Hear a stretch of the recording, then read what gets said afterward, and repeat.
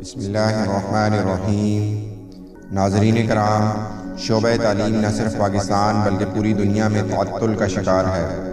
ایک طرف والدین اپنے بچوں کے تعلیمی نقصان پر فکر مند ہیں تو دوسری طرف اس شعبے سے وابستہ لاکھوں خاندان اپنے روزگار کے سلسلے میں پریشان نظر آتے ہیں۔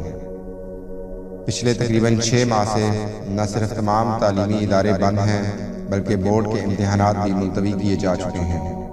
اس تمام دورانیے میں کئی دفعہ تمام وزرائے تعلیم اکٹھے ہوئے لیکن کسی بھی حتمی نتیجے پر پہنچنے اور national command and operation centre سے منظوری لینے میں ناکام رہے۔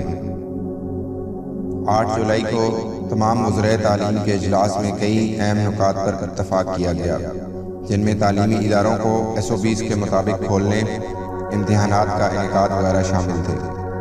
ان تمام طے شدہ نکات کو national command and operation centre میں پیش کرنے کا فیصلہ کیا گیا۔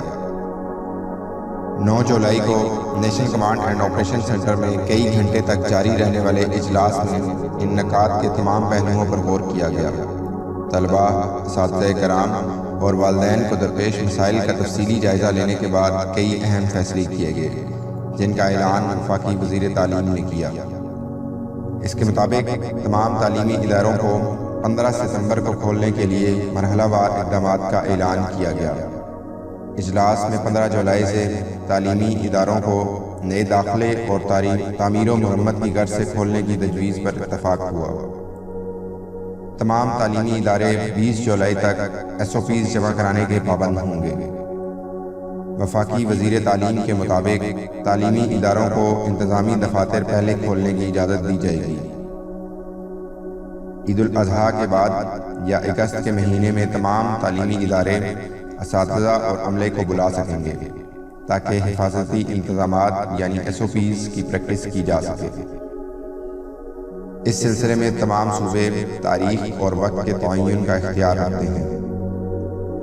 واضح رہے کہ مولانا طارق جمیل کی سربراہی میں ایک وفد نے وزیر اعظم عمران خان سے ملاقات کی ہے اور دینی مدارس میں جز وقتی یعنی ڈے اسکالرز کی حاضری کی اجازت کے سلسلے میں کئی سفارشات پیش کی۔ یاد رہے کہ عمران خان کئی دفعہ اپنی تقاریر میں دینی مدارس کے طلباء کو معاشرے کا ایک فعال رکن بنانے کا ذکر کر چکے ہیں۔ وفاق المدارس، یونیورسٹیز اور Pakistan medical and dental council سمیت کئی اہم اداروں کو SOPs کے تحت امتحانات لینے کی اجازت بھی دی گئی۔ تاہم اس سلسلے میں 2 چیزوں کو واضح کر دیا گیا ہے۔ ایک تو یہ کہ کوئی بھی تعلیمی ادارہ جو SOPs پر عمل کرنے میں ناکام رہا اس کو فوری طور پر بند کر دیا جائے گا۔ دوسرا یہ کہ اگست کے آخری یا ستمبر کے پہلے ہفتے میں اس وبائی صورتحال کا دوبارہ جائزہ لیا جائے گا۔ اللہ رب العزت سے دعا ہے کہ تمام اساتذہ، طلباء اور عام لوگوں کی مشکلات کو آسان فرمائے، سب کو اپنے حفظ و امان میں رکھے، کیونکہ زندگی ہے تو تعلیم ہے، زندگی سے بڑھ کر کوئی چیز نہیں۔ آخر میں آپ سے درخواست ہے کہ اگر آپ کو یہ ویڈیو پسند آئی ہو اور تعلیمی اداروں سے متعلق کوئی بھی فوری خبر جاننے کے لیے اور کئی معلوماتی ویڈیوز دیکھنے کے لیے ہمارے چینل کو سبسکرائب کیجیے اور ساتھ لگے گھنٹی کے بٹن کو دبائیے۔